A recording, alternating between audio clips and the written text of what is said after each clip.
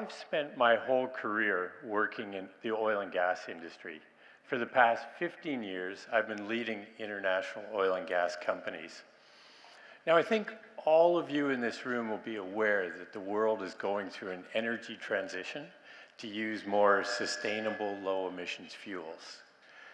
And that's all we've been really hearing about in the press, the media, the international debates, and in fact, protest movements over the past couple of decades. My industry is at the center of that climate change debate. The challenges that we face as a leader in the oil and gas industry right now are not just from our board of directors, our shareholders, the governments where we're working, it's from all of the broader community. And that comes right down to our families. I get questions from my son on the industry that I work within. So with those challenges over the past couple of years, it's caused me to really look at what leadership means.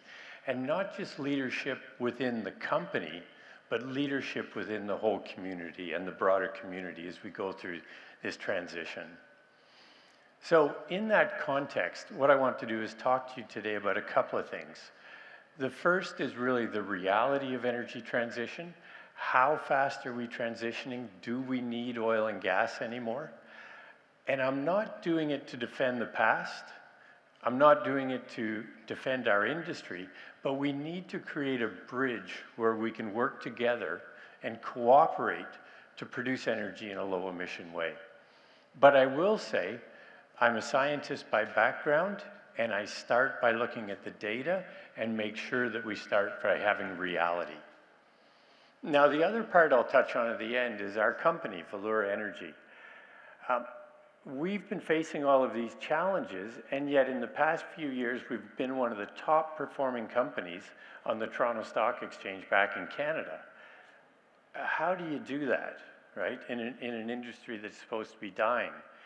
So we came into 2023, we had under $10 million in the bank, we had a market capitalization, the total value of your company of about $40 million.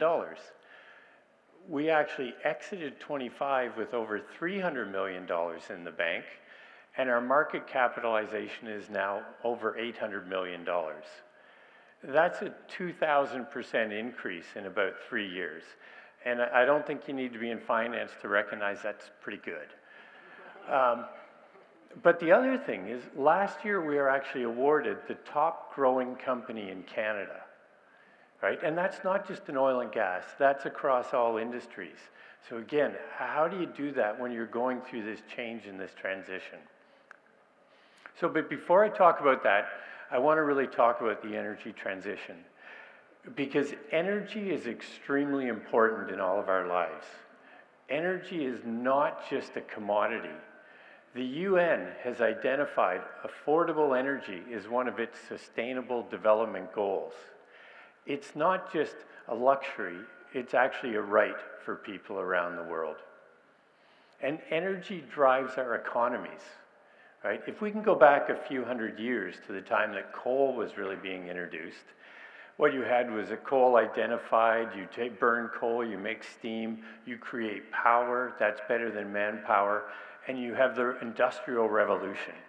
Now, the countries with access to coal and the way to fund it had prosperity and grew very quickly and created value within their countries. Today, while we still have manufacturing, we're in the world of information technology, right? And the future will be more about information technology. But that doesn't mean energy is not required. 5 to 10 years ago, we were all talking about data centers, how many we needed, how do you assure we've got continual sustainable energy? Now, in the past couple of years, with AI taking off, the power demands for information technology are huge. You then couple that with what's happening with the population around the world. As we sit here in Bangkok, we have half the world's population in a 5-hour plane ride around us. Half the world's population. So if you want to know what's going to happen in energy going forward, you need to look at Asia and what's happening here. UK, US, okay, they're important, but no, Asia is going to drive energy demand going into the future. And these two elements together of the power requirements and the growth in population, the growth in Asia, are going to continue to drive energy demand in the world. It is going to continue to increase. It is not going to decrease. Governments are not going to sacrifice energy security or their GDP growth for transition. It's not going to happen. Now, in parallel with that, we're trying to use energy with a lower emission way. And that's the problem. We're spending trillions of dollars on new sustainable energy sources, and I fully support that. I'm not against that. We are transitioning, but we're only putting it, with wind and solar, it's only still well under 10% of our total energy demand. Each year, with the amount of spend we have, we're not even meeting the growth in energy demand. So to summarize that quite simply, what we've got is the sustainable energy we're introducing is not even meeting the energy growth. Therefore, the old carbon-based energies cannot decline yet, and in fact are still slightly growing. That's the reality of the situation we're in. And for that reason, it means we're going to be using as much oil and gas in 2050 as we are today, if not more. And what I want people to do is really looking at that is to accept that premise. Because once we accept it, then we have to switch and say, how do I produce and use those hydrocarbons, those carbon-based energy source in a more efficient way? And how do we work together to do that? So there are the technologies out there.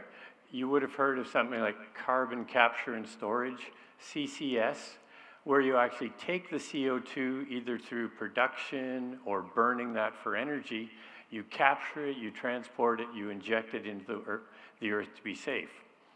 The technology is not complex. It's exactly the same skills and engineering that we use in the oil and gas industry. Process gas, transport gas, drill wells, geology, it all comes together.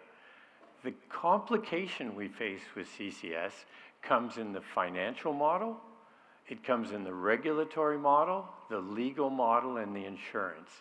And this is where the cooperation is required, that we all work together to try and progress these projects. There's a lot of arguments being made out there that we shouldn't do CCS. It's unsafe, it's dangerous, it doesn't work. Most of these are driven by the fact that it's seen as a support for the oil and gas industry. Our argument is, by denying the fact we will continue to use oil and gas, we are delaying or missing opportunities to introduce these projects to reduce our emissions. We need to work cooperatively to do this. And that's what I'm hoping we can all move forward to do. So, now talking a little bit about our company and how we were able to do so well. Well, we had this story of, for the past 15 or 20 years, everyone's been talking about it's the end of the carbon-based energy source. You're going to peak in your use of oil or gas imminently, and then you're going to go into a state of decline.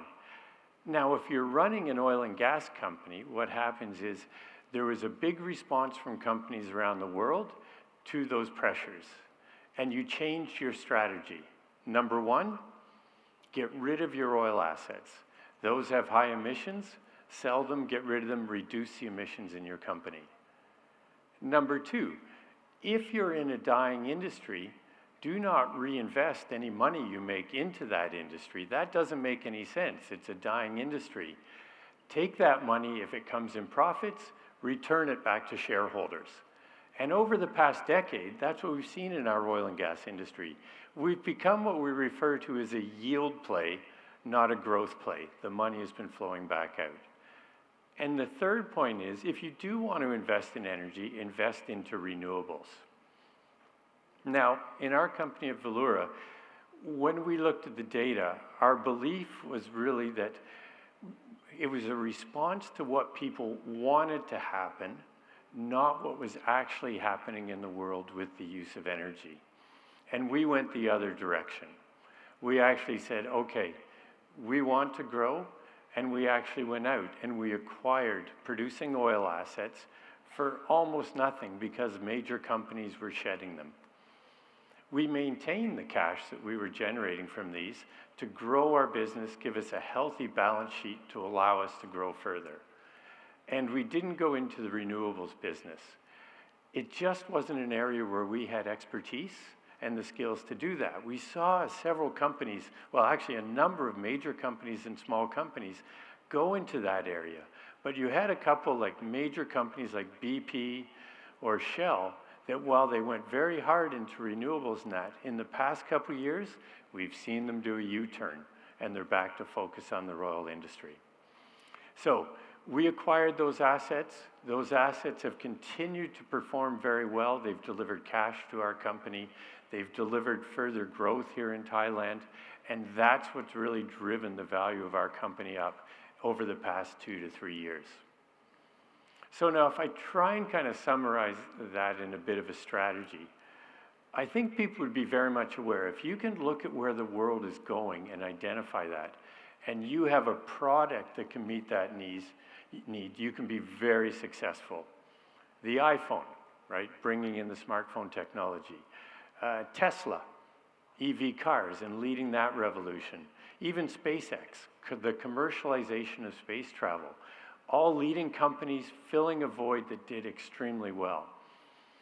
Our strategy was a little more simple, and what I'm really just asking you to do that is if you're in a situation where you're going through a change, a transition, or a period of uncertainty, challenge the data, challenge the assumptions, and really assure that's the right direction before you change your strategy or make decisions related to that. And that doesn't just have to be about business.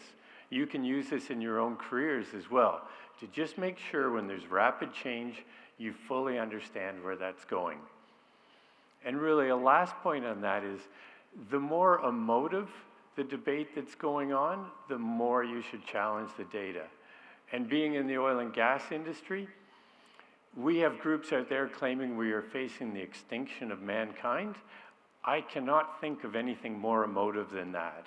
And that's what caused us to really go challenge the data. So really bringing it to a conclusion, the world is going to continue to need energy from oil and gas for many decades into the future. I can tell you I remain proud to be part of actually delivering that energy here in Thailand and in other parts around the world. I've spent a number of my years living and working in different countries in Asia and in Africa. I have seen the benefits of what affordable energy can do to improve the lifestyle of people in these areas. So I'm still proud to be part of that. However, we need lower emissions, we know it. These two are not mutually exclusive, but they do require strong leadership to take us through that voyage.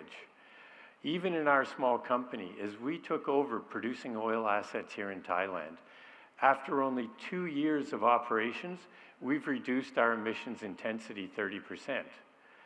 Just to summarize that, what it means is that the same oil that was produced 2 years ago is now being produced with 30% less emissions. We're not unique in that. There are many companies in our industry, in oil and gas, that have the skills, the financial capability to move us quickly through this transition period. But it's recognizing that we need to work together to do this if we're going to achieve these results in a timely fashion. It's all about cooperation and working together. Thank you very much.